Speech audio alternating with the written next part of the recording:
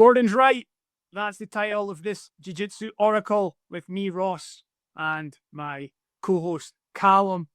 Callum, I say Gordon's right because he was scathing of his criticism of the two heavyweight matches in Who's Number One. Well, certainly one heavyweight matchup where we had Nicky Rod against Kaynan Duarte, which Nicky Rod won on decision.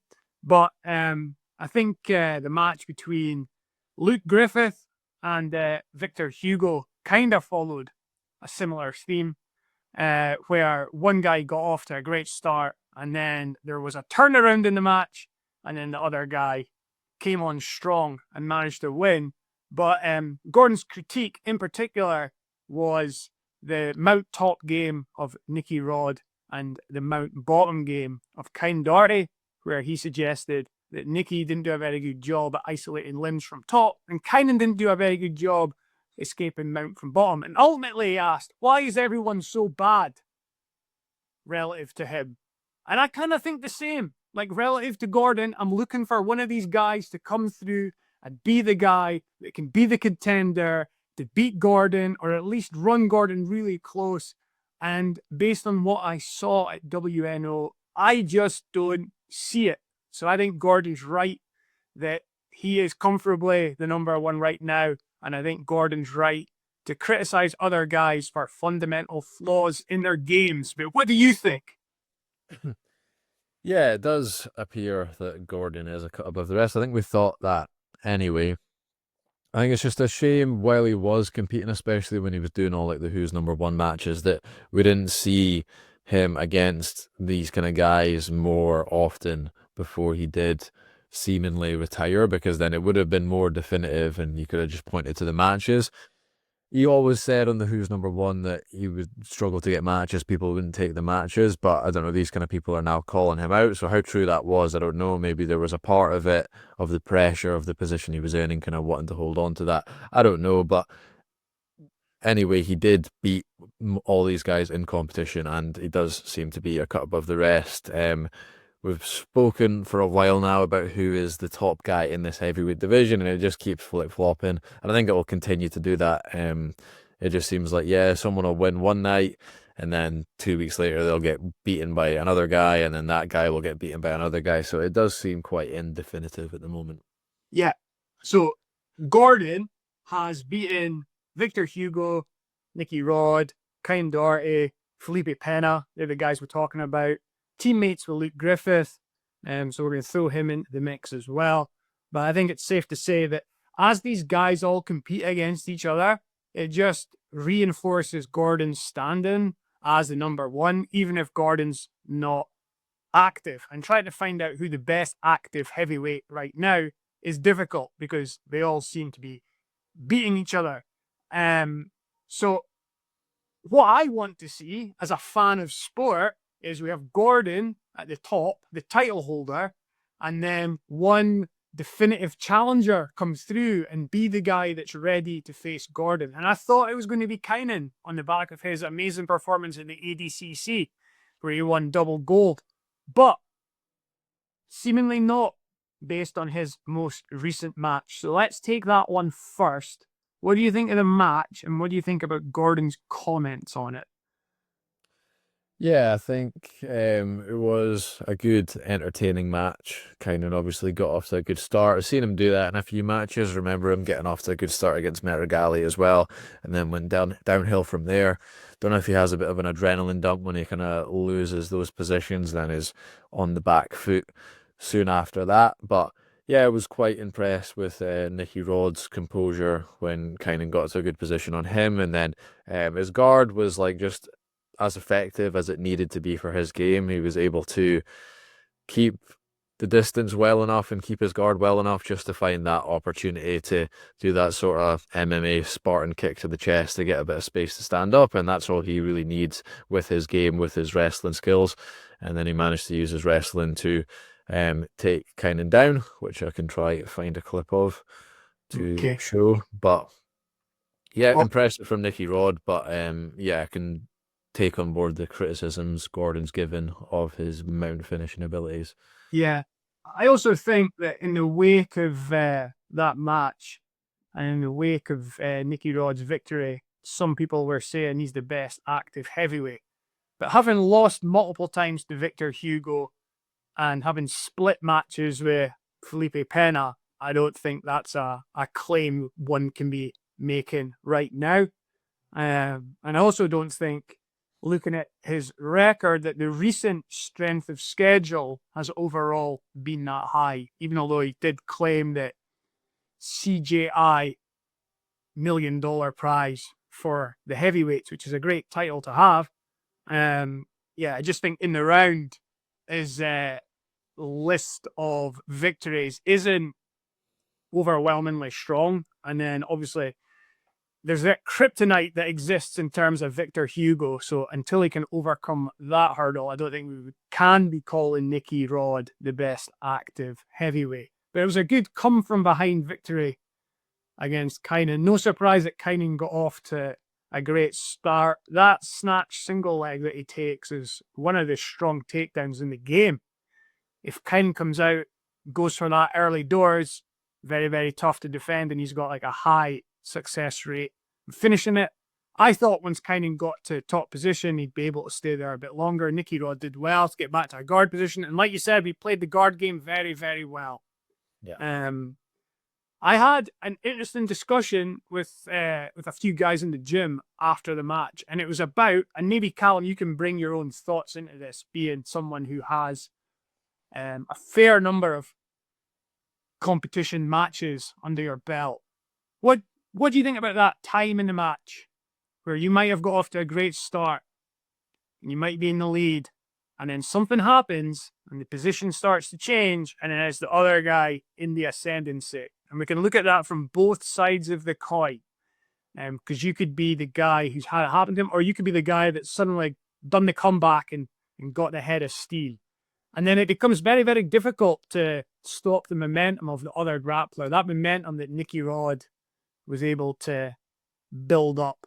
So what do you think? What's your experience of that happening in matches? And what do you think one might be able to do to work on it and then try and stop it?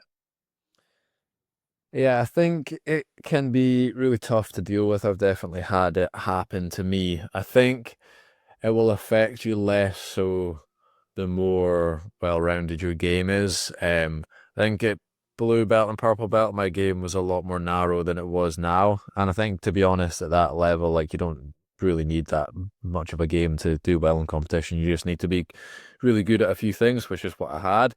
But if you get one of those things going and then you can't finish from there, and then someone escapes, and then, you know, you don't have other aspects of your game to back it up, that can be really demoralizing, because you've maybe spent a lot of energy to get there, and then you get put in a bad position and your defense isn't as good, or now that person is aware of that attack and you need to put something else together, and again, you don't really have the skill set at that point to do that. So I think obviously Kaynan does have a well-rounded game, but we saw that with his defense probably lacking. We've seen when he gets put in these kind of positions, he does really struggle. So I think that is a big factor, but as well, probably just not putting everything into whatever you get, just knowing that there is a chance that whatever you're doing isn't going to work out, especially if you've got like a 15-minute match. You know, there's a time to put everything into a specific tack or move, and that's going to depend on like the competition and the time limit and your opponent. But, you know, early on into a 15-minute match against someone that typically has good defense, especially good back defense, is probably not the smartest thing to do. So my answer to the person that was asking the question was that I think these lessons are there to be learned in other sport. And I think something that happens in jiu-jitsu is a lot of people in jiu-jitsu don't play other sport or haven't played other sport. And I don't mean other grappling sports. I mean completely different things. So this idea of like being well ahead and then something happening and then the other person or team coming back, or the flip side of that, definitely happened to me multiple times playing football. Happened to me playing sports such as pool or darts. Yes, darts is a sport. And like playing these sports and playing them with high stakes. So you could play golf, for example, high stakes. So whether that's for money or for like bragging rights, someone you really want to beat, I think you should do that. Like, I think you should do things outside of grappling with high stakes that will teach you these sort of lessons that are more to do with how you react emotionally, etc., to the situation, how you deal with it.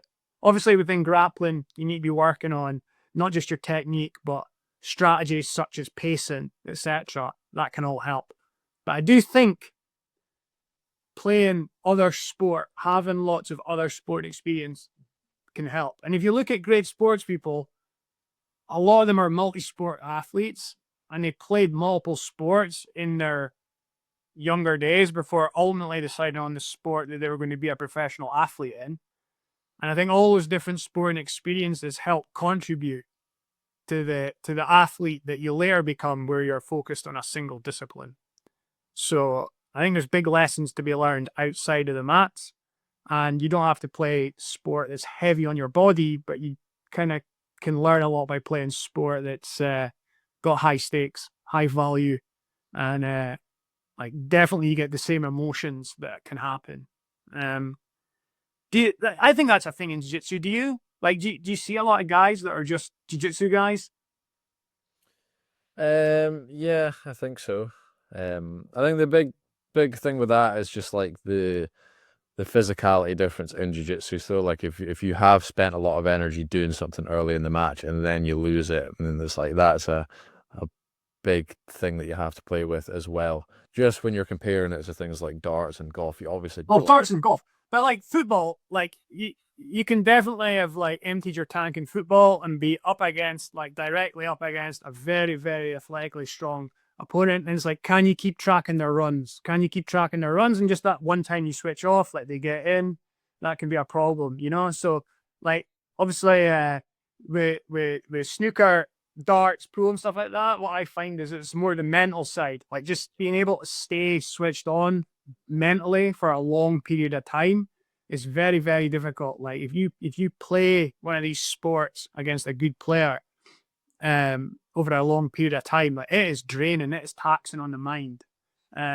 So like that, I'm not saying like they're like directly similar. I just think there's lessons can be learned from different ones. I mean, you could even talk about like running or cycling, you know what I mean? Like how you deal with that breaking point where like the person you're chasing or the person you're alongside starts to get ahead of you and they kick. Can you kick? You know, sometimes it's like, yeah, obviously it's about the athleticism, being able to respond to it, but sometimes it's about the mentality as well, you know? And I think it's like that critical point where like Nicky Rod kicked in the match and built up ahead of steam. Kaynan just seemed to wilt. And if we talk about the other match, I think it was like a similar kind of situation, you know, because Victor Hugo got off to a great start. But once Luke Griffith got on the comeback trail and got ahead, there wasn't much from Victor Hugo in way of resistance. So what was your analysis of that match? And then just like bringing in the other stuff we're talking about here to that situation. Yeah, the look of Victor Hugo when Luke escaped, you could tell he was definitely affected with the cardio and maybe like an adrenaline dump from that. And then yeah, I think it goes back to as well like the having a well-rounded game. Like if you had more layers to your game, then because I think both these situations, like Victor and Kaynan, they both kind of got taken down right into like a really tight pass and then like pass straight away. So they almost didn't even have time to do much with their normal game. And then the takedown was landed. They were already in at a certain range.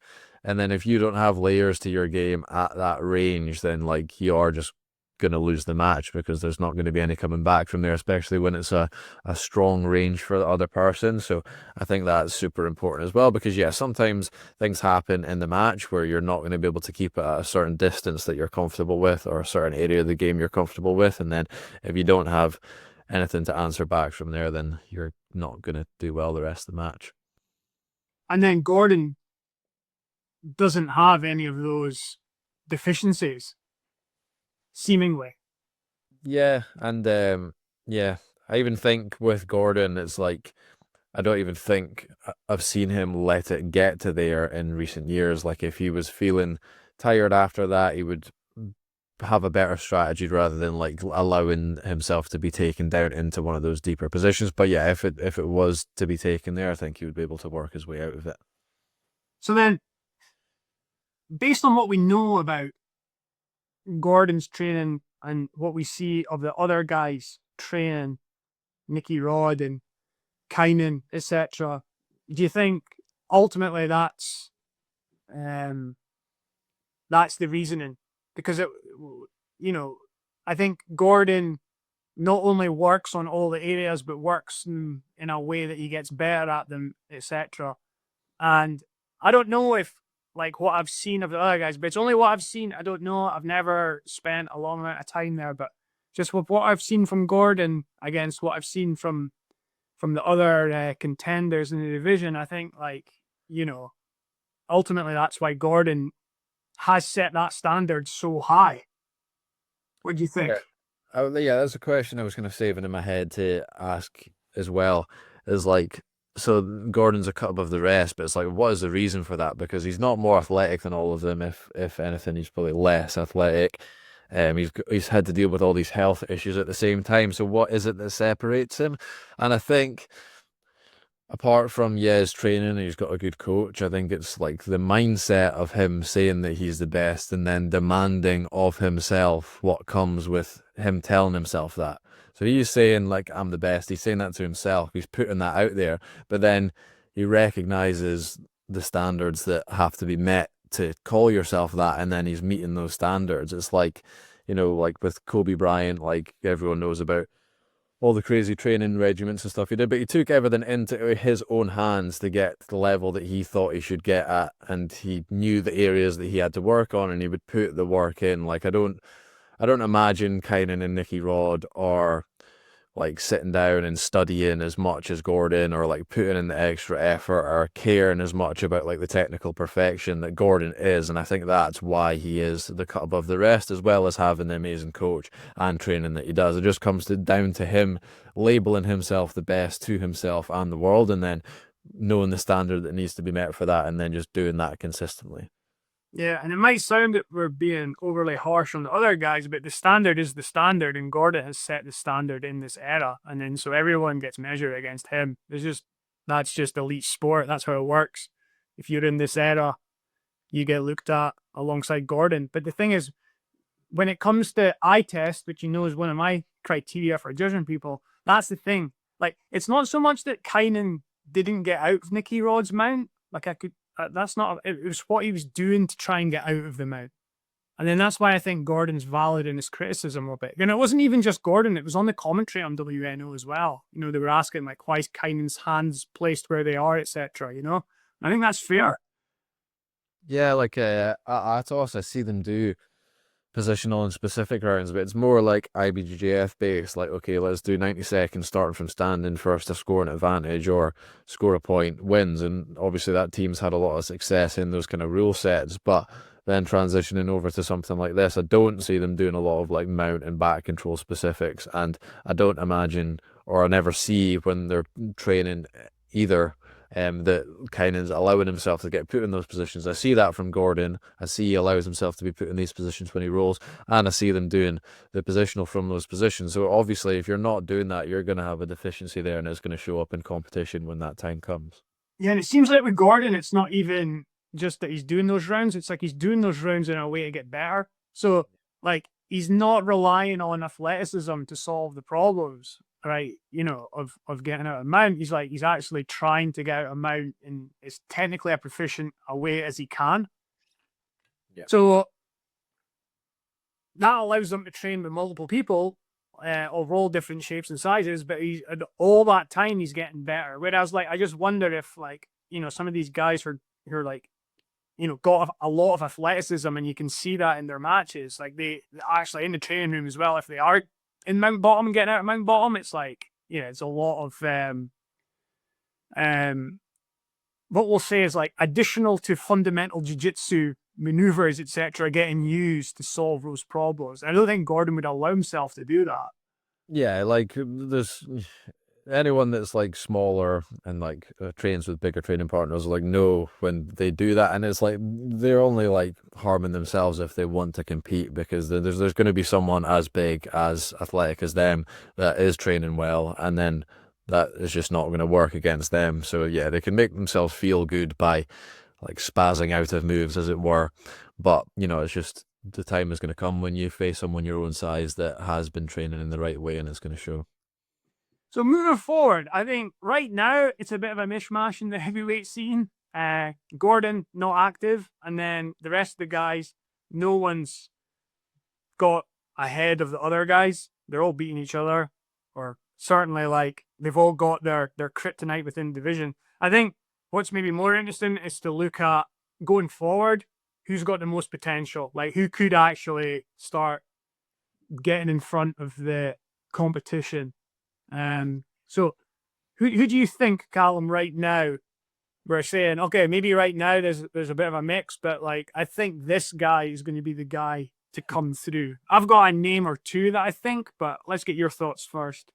Yeah, I think once he's healthy, Meregali, and then Luke as well, Luke Griffith, like both coming out the same team, both training the right way, as we spoke about, making a lot of technical progress, and both relatively new to like the no-gi scene as well, and a lot of improvement to be made. Both of them have beaten the top guys like Kaynan and like Victor Hugo, so I think those two guys have got the most potential to take over the mantle. Yeah, I mean, I think we're possibly Gordon doing more coaching as well. It's only going to help them. Because as great as Danaher is, you just get a bit extra from Gordon in terms of like he has ruled that division for quite a few years now, so he knows exactly what it takes in the matches, etc. So he can just add like a little bit more to what John already offers, which is a lot, but Gordon just brings that little bit of athlete's perspective, and it's not like athlete's perspective at the expense of jiu-jitsu knowledge, which can happen. I think Gordon will bring the stuff that he's learned from John alongside his perspectives that he's gained from the matches. So yeah, I think it's those two guys. I actually think just with I think Luke's possibly, in terms of no-gi, got the most potential. I mean, it depends what weight he settles at. Will he be going for the heaviest division, or will he sit one under that? But with Luke, I think like the problems have been more mental, either, well, not mental, but decision making, we'll say, like in matches. So if he can eradicate that odd bizarre loss that sometimes crops up on his record, where you're like, yeah, he shouldn't be losing to that guy at all, or the odd lapse in a match, like the Felipe match at ADCC, I think if he can overcome them, like he's in a good place with his training room, etc. And to ultimately be the guy, I mean, maybe like just in terms of tools available at their disposal right now, even although he's got a bad shoulder injury, when Meregali comes back, like he's like a step ahead of Luke.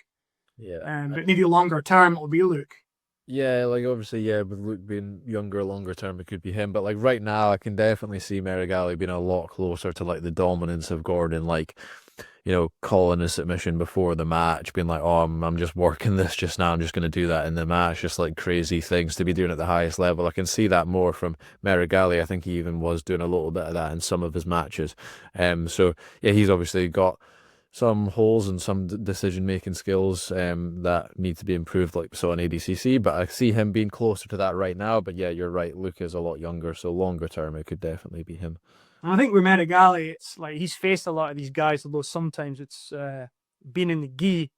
But yeah, and I think like you'll be able to correct me if I'm wrong, but I think he has grappling, gi or no gi. I think he's got victories over Victor Hugo, Kaynan, Pena.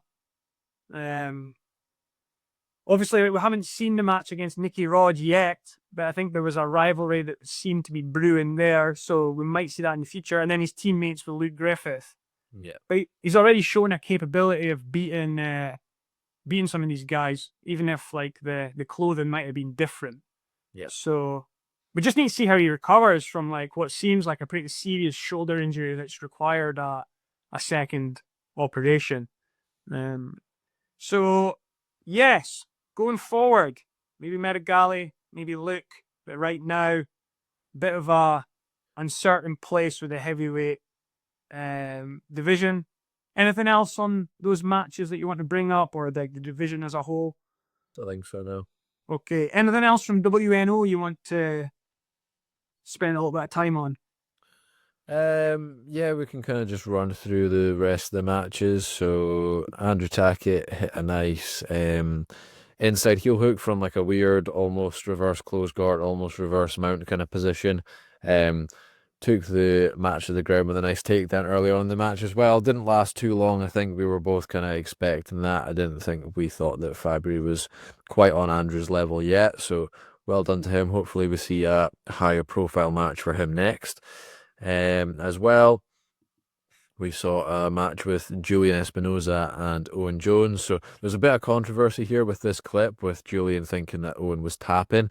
I mean, it doesn't look from that angle that you could even have the choke on. And I think he'd only had it wrapped up for like a couple seconds. So I very much doubt that. I think it's just one of these things that Owen trying to like get his bearings and get his frames in place to defend the choke.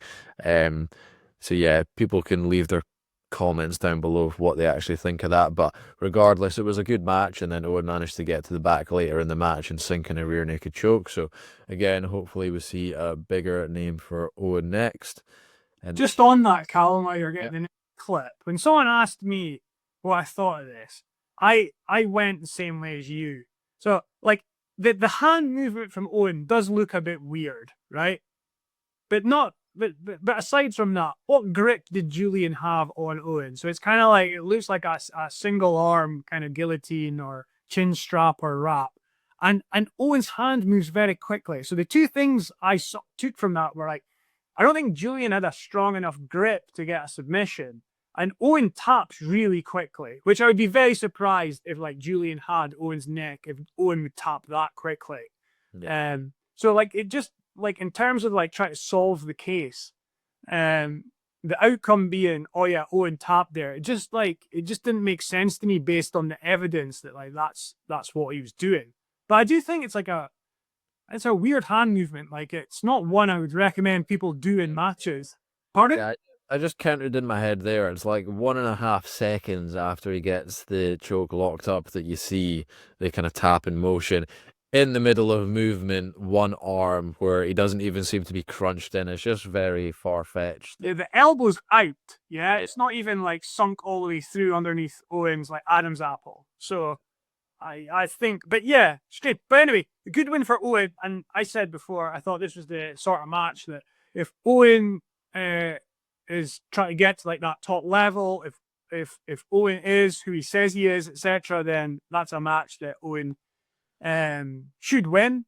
Because like Julian's a good grappler, but I think Owen was perhaps suggesting that Julian wasn't on his level going into the match, and I think Owen getting a decisive victory shows that to be the case. So excited to see what comes next for Owen. But yeah, he should be moving up that division and taking on tougher challenges. But yeah, don't think it was a submission. Anyway, where were you going next?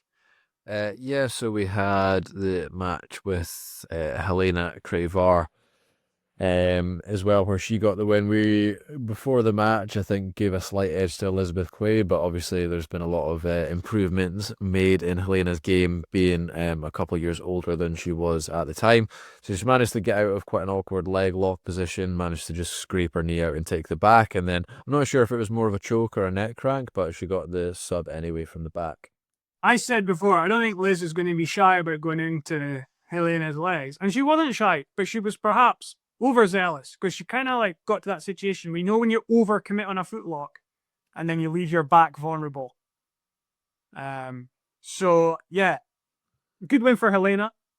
Fair play, but I just think Liz was a bit overzealous in the attack that she went for.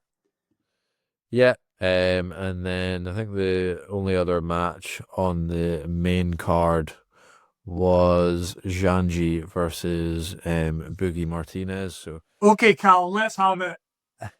yeah, so I don't know why you kind of let me know on Reddit that there's people were comparing him to Michael Jordan, like the Michael Jordan of Jiu-Jitsu. Then I think the announcer as well made that comparison. So I don't know where this has started, but I think that's a bit of a stretch. I think we were trying to give him his flowers in the last podcast, saying he was underrated, but I think it's probably gone the other way now to start comparing him to Michael Jordan. Yeah, I think Michael Jordan's a bit of a reach. As good as Janji is, and like I was saying, he is, if you look at what he achieved in the era that he achieved it, he is excellent. And I think, like, if we were doing because we're both basketball fans, right? Which is why this Jordan reference kind of like raised our eyebrows, to say the least. But yeah, I think Janji's comfortably in the jiu-jitsu top 75, as it, if there was an NBA top 75 equivalent for jiu-jitsu, Janji is firmly in there. Yeah. But yeah, maybe not on the same level as Michael Jordan. That's a bit of a stretch. So if you want to, let us know what basketball player, what level you kind of think Janji's at, relative to the NBA greats, let us know. But I don't think you're going to be having up there with Jordan. Certainly, we're not. No. Okay, but yeah, nice win from. Well, we kind of went the way we thought it would go. This, didn't it? Yeah, I think Boogie had like his moments of his game, and then Janji was able to survive that. I think he got the kind of judge's announcement that Boogie was ahead, and that really lit a fire under him. And then he got his pass and his submission closely after that. So, yeah. Just on WNO before we go and talk about another event that's a way to come up that we want to give a highlight to. What do you think of I think it was Danaher's comments after about the WNO match length, etc. Particularly when it comes to the heavyweights, and because we saw a shift in those heavyweight matches, he was saying that like the time frame that they play to, 15 minutes, really allows for like the true jiu-jitsu of both guys to come through. That said, he understands there is an entertainment aspect to sport, and you need to make it entertaining so people tune in and watch. I say that as Callum lets out a big yawn. But what do you think of that? Do you like these guys going at it over, I mean, maybe like Gordon rules, where it's no time limit or whatever that he's kind of asked for? Maybe that's overdone, but I do think there was something about what he said where we got to see the jiu-jitsu of these guys play out the strengths and their weaknesses, and it really got tested over that longer time. I think if you have the slightly longer time, but you have referees that are very insistent on there being some sort of action, not to the point where like guys who get something feel the need to give it up in order just to keep action going. Like, I think you should get rewarded for progress. I don't think there should have been an onus for Nicky Rod to not be in the mount, for example. Like, he earned it. He can have it there. Holding Kaynan there is very, very difficult. But yeah, what do you think about just that in general? Yeah, I thought the pacing of the matches was good. Yeah, like you say, we've spoken about that with ADCC in the past, just like the ridiculous stalling calls from dominant positions, etc. But no, I thought the pace of the match was good. Yeah, I thought we got to see good jiu-jitsu from all the athletes. But I like the variety in time frames, to be honest. Like, obviously Gordon preferred the longer time frames, but I would have loved to see Gordon in like a CGI match where he had like 5 minutes to work in the round, because it does really change and affect things. And yeah, I like to see a variety of things. So yeah, I was happy with the length and the pace of the match, but I also enjoy seeing like shorter 5 minute blasts as well as longer matches as well. Yeah, I'll agree there. And like the thing with Gordon is actually like when he's going for shorter matches, like you think about that ADCC where he had a heavy workload, and then he went out to who was it he had? He had Nicky Rod, and then he had was it Roosevelt? But he just went out to footlock them very quickly because he knew he had a heavy load that weekend, and he was able to footlock them very quickly. So I don't know how much having a short time on the impacts Gordon. I think Gordon is possibly still the best leg locker in the world. You just don't see it very often now. Yeah. Okay. Right. BJJ Stars this weekend. I've put together a really interesting card. I mean, do you want to highlight that? The Grand Prix's been a little bit tricky to follow along with. Like, there's a middleweight Grand Prix. there's been a few dropouts, a few changes. Originally, like PJ Barch was in, which I was really looking forward to because Mica's also in. I think Mica's heavily favoured to win. But seeing Mica go up against PJ Barch, that was a match I was looking forward to potentially seeing if the brackets shook out that way. Some other names, Joantis Gracie, Oliver Taza, Elijah Dorsey, Isaac Michel. I think John Thor's in there now. And it's, I think Raphael, is it Pagani? Is the 8th. But there's been so many changes, I've been trying to keep note. I don't know if, like I've seen Roberto Jimenez's name mentioned as well, but whether he's going to make it or not, I don't know. But I think, like, Cal, why don't we just talk about the guys who we think might win it? Like Mica, and then like a couple other guys who you're looking out for. Yeah, I think Mika's the clear favourite for this, but it'll be interesting to see how Isaac does at this weight. Just given the fact how Isaac did against Ty, and then how Mika's quite close with the Ruotolo brothers, I don't see him doing particularly well in that match, but it'll be interesting to see anyway. I think Jonathan is probably a dark horse for this division. He's like shown really good promising moments in no-gi, especially at the lower weight classes. Elijah Dorsey as well is pretty good. So there's some good names in here, but I think Mika's still the clear favourite. Yeah, I had Mika as a favourite, and like you said, Jonathan I had is like someone who I could see coming through. Depends if he meets Mika earlier or if he can make it all the way to the final. Depends how the bracket shakes out. But I think like he's pretty. He might be one that's kind of a little bit underrated in the no-gi scene. Because he seems to do really, really well whenever I see him compete. But then he's not always mentioned in, like, you know, guys who are favoured to win whatever. So yeah, he'd be one dark horse, definitely. A couple of interesting gi matches that we'll quickly touch on as well. So we have Baby Shark against Meyram Monique. What do you think? Yeah, that's an interesting one. They're around about the same division. Like sometimes one of them will go up to feather, sometimes they'll stay at light feather. I can't remember off the top of my head the last time they matched up, but Meyram's definitely the more accomplished athlete in the gi. Baby Shark's the more accomplished in no gi, so see how they match up this time, but I think it's got the promise to be a really good match. Meyram a bit more explosive, Diego a bit more like slow and in control, but both really good on the feet as well, so I think we'll probably get to see some good gi stand-up from this match. Okay, yeah, like you said there, Meyram, like really explosive with the movement, really want to see his passing game.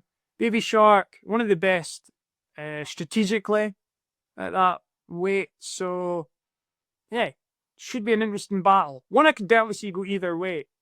Like Meyram could like with his action can get somewhere, but like Baby Shark, if he can like, you know, I could see him working out a way to victory. So two other matches I want to touch on. One very briefly because I think there's a heavy favorite in it, but Gabi Pisania is taking on Tejan Porfido, and you'd have to favor Gabi, right? Yeah. All right, and then one I think all people who play gi should be excited to see: Adam Brzezinski against Eric Muniz. Cal, what about this one? Yeah, I think that's a really good match to make. Credit for both of them for wanting that match. Adam's made massive strides in the past couple of years, but I have to favour Eric quite heavily in this, given the fact that he's a weight class above. And although Adam's done really well, and he's definitely levelled himself up, I don't know how much he's maybe benefited from the likes of Kaynan and that moving over to Nogi, like Meregali as well. Those are some guys that he might have had to run up against, so maybe he's benefited slightly from that. And both those guys are guys that Eric has beaten as well, you know. So I think I'm favouring Eric quite heavily in this match, but I'm looking forward to seeing how they match up. You think there'll be sweeps in this match? Probably, but I guess it depends. I think if Adam pulls, you can definitely sweep Eric, but I think Eric is quite likely to be able to pass, in my opinion. Just depends how Adam pulls. I think if Adam like pulls with enough connection to get into his game, then he probably will sweep because he's that good at it. But if Eric can stay on the outside, I think Adam will maybe have a hard time tying him up, especially with his length and his ability to pass on the outside. I think we could see Eric pull and sweep though. Yeah. Yeah. I could see them trading a couple. Maybe ultimately, like you're saying, Eric will be able to stay on top. I think like if Adam sweeps, the way Adam sweeps now, he seems to get very far up the body when he sweeps. If he can do that, I think that's his path to victory. Problem is if he sweeps and doesn't get far up the body, Eric's very good with his guard and his length, etc. Keeping distance and then sweeping back. So, and I think, like you're saying, maybe if Eric plays on top to the outside, that avoids like the butterfly guard issue. Could we see Eric pull off a Roberto Jimenez style cartwheel? Is that the route to victory against Adam? I don't know. I think to be fair though, if Adam does win this match, especially in the way that he's been winning matches, like if he does manage to get to the mountain and get a sub, and then he wins again Worlds this year, he'd definitely be in the conversation for just like pound for pound best gi guy period, because you know, that would be pretty impressive. But I think he will have a hard time doing it. Not so much with Worlds. He's gonna have a hard time with Worlds, but more so, I mean, with the Eric match, I think see that as slightly less likely. It's a good shout. I love finishing on something like that. Is Adam en route to being pound for pound gi number 1? I guess we'll find out very near in the very near future, because he's got like a few big tests ahead of him. So BJJ Stars looks good. Let us know what you think about that. Get into the comments, and then what about our WNO analysis? More specifically, our analysis related to like the whole heavyweight division. Let us know what you think.